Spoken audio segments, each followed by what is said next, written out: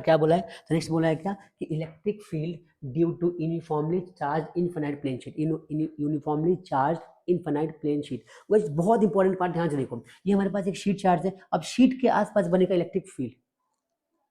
तो पता है कि शीट है, पॉजिटिव चार्ज है, फील्ड बनेगी हमारी, लेकिन उससे पहले बनेगा गॉसियन सरफेस। कैसा बनेगा? सिलेंड्रिकल बनेगा। तो ये गॉसियन सरफेस बनेगा, ध्यान से देखो, ठीक है, ये गॉसियन सरफेस बनेगा यहाँ पे। अब बच्चों पॉजिटिव चार्ज है तो यहाँ फील्ड जाएगी ऐसे, इलेक्ट्रिक फील्ड ई बना दिया, यहाँ जाएगी ऐसे, ई बना दिया, ठीक है। समझने वाली बात क्या है कि इलेक्ट्रिक फील्ड ऐसे और एरिया वेक्टर भी इसका ऐसे ही होगा, ठीक है। कितना हो जाएगा? 0। यहाँ पर भी सेम हो जाएगा 0। तो नेट फील्ड कितना बना? तो नेट फील्ड हमारा बन जाएगा A is equal to E cos theta, 0 हो गया, तो नेट बनेगा ई ए। 2 से मल्टीप्लाई क्यों किया? क्योंकि 2 बार है, एक इधर एक उधर, नेट बनाता है, नेट नेट हमें बताना है, मल्टीप्लाई कर दिया दूसरी 1। अच्छा, इक्वेशन ये हमारा हो गया, ठीक है। हमें पता है क्या गॉसियन सरफेस या गॉस थ्योरम से क्या पता है कि flux is equal to Q by epsilon naught times के बराबर होता है। तो फ्लक्स क्या पता है? Q by epsilon naught times के बराबर होता है। दोनों को इक्वेट करेंगे, जब दोनों को इक्वेट करेंगे तो क्या हो जाएगा? सोच के बताओ। हो जाएगा भाई 2EA is equal to Q by epsilon naught times. अब ध्यान से देखो, यहाँ पे ये जो आपको दिख रहा है, ये जो दिख रहा है, इसको बोलते हैं क्या? चार्ज। और यहाँ पे हम सरफेस ले रहे हैं, एरिया, तो सरफेस चार्ज डेंसिटी का कॉन्सेप्ट आएगा, जो कि बेसिकली क्या होता है? ये होता है sigma. Sigma is equal to Q by A होता है, तो क्यू की वैल्यू क्या हो जाएगी? Sigma into A. मैंने यहाँ पे अप्लाई कर दिया, सिग्मा इंटू ए से cancel, 2E is equal to sigma अपन में अपसाइल नोट। अब ध्यान से देखो तो ई हमारी यही रह जाएगा, तो 2 सिग्मा अपन में 2 अपसाइल नोट, ये हमारी वैल्यू किसकी आ गई? ये वैल्यू आ गई इलेक्ट्रिक फील्ड की। ध्यान से देखो, इलेक्ट्रिक फील्ड जो है प्रोपोर्शनल है सिग्मा के, लिख दिया मैंने यहाँ पे। क्या ग्राफ बनेगा इनका? ई और सिग्मा के बीच ग्राफ प्रोपोर्शनल बनेगा, डायरेक्टली प्रोपोर्शनल। बात समझ में आई? बात समझ में आई? ये सब नो क्लियर है?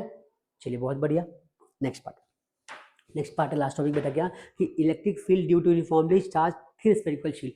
थिन स्फेरिकल शील्ड, शेल की वजह से इलेक्ट्रिक फील्ड फाइंड करना है। 3 पॉइंट लिखना है क्या? हमारे पास स्फेरिकल शेल है, स्फेरिकल शेल है, और इसके ना बेटा सरफेस पे चार्ज रखा है क्यू, सरफेस पे चार्ज रखा है क्यू रखा है। हम पहले फाइंड कर रहे हैं इलेक्ट्रिक फील्ड। क्या फाइंड कर रहे हैं? Electric field at the centre. ध्यान से सुनना, सेंटर पे ई ए फाइंड कर रहे हैं। ई इज इक्वल टू के Q by are square formula होता है हमारा। हम बोल रहे हैं एट द सेंटर, सेंटर पे मान लो यहाँ से रेडियस का आर दे रखा है हमें, हमें रेडियस क्वेश्चन में आर गिवन है, तो जो हम आर ले रहे हो, आर की वैल्यू छोटी होगी सेंटर पे। क्यू कितना है? 0। सेंटर पे क्यू है ही नहीं, क्योंकि सारा चार्ज तो भाई सरफेस पे चला जाता है कंडक्टिंग बॉडी के। तो यहाँ पे क्या हो जाएगा? Net electric field 0। कहाँ पे? सेंटर पे। फिर आता है क्या? एट द सरफेस, सरफेस पे क्या हो जाएगा? तो ई बी, बी में फाइंड कर रहे हैं, बी हमारा कहाँ पर? यहाँ पर है। तो k Q by are square, r क्या है हमारा? इस बार जो आर है, ये हम मान लो यहाँ से यहाँ का आर हम बराबर ले रहे हैं, तो R is equal to R हो गया। तो E B is equal to के Q by are square at all charges lies at the surface. Surface में सारे चार्ज लाई कर रहे हैं, तो k Q by are square क्या हो जाएगा? इसका फॉर्मूला हो जाएगा।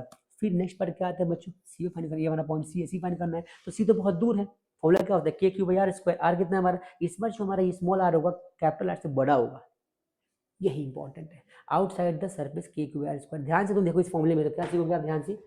तो यहाँ ध्यान से देखो, ई इज इक्वल टू के क्यू बाई आर स्क्वायर होता है, तो 1 बाई आर स्क्वायर के बराबर होता है हमारा ई, मतलब कि ई जो है प्रोपोर्शनल टू क्या है? R square, inversely proportional to r square के बराबर है। मतलब जब ग्राफ बनेगा तो क्या हो जाएगा? ध्यान से देखो भाई, ध्यान से देखो, ये सरफेस है, ऐसे बना लो। जहां तक सेंटर पे तो 0 है भाई इलेक्ट्रिक फील्ड हमारा, ठीक है। इलेक्ट्रिक फील्ड मान लेते हैं, इसको मान लेते हैं क्या? आर। सरफेस पे 0, जैसे आगे बढ़ोगे यहाँ तक चार्ज की वैल्यू बढ़ेगी, ठीक। यहाँ तक कांस्टेंट, यहाँ के बाद ऐसे हो जाएगा। मतलब क्या हो गया? देखो, सेंटर पे तो 0 वैल्यू है, जैसे आगे जाओगे तो यहाँ से यहाँ तक वैल्यू क्या? कांस्टेंट। एक चीज याद रखना, इलेक्ट्रिक फील्ड जो होता है inside the spherical body constant होता है, वैरी नहीं करता है। तो क्या होता है कि यहाँ से यहाँ तक बढ़ोगे तो इसकी वैल्यू कांस्टेंट रहेगी, इसके बाद इनवर्सली प्रोपोर्शनल। क्यों? क्योंकि 1 बाई आर स्क्वायर के बराबर होता है। आई बात समझ में? So guys, I think take the screenshot, ये आपके लिए बहुत इंपॉर्टेंट था। और हम मिलते हैं अगली क्लास में, जहाँ डिस्कस करेंगे इलेक्ट्रिक पोटेंशियल एंड कैपेसिटेंस के बाकी सारे derivations in one video. Thank you so much. Don't forget to subscribe my channel if you find this video useful. Thank you.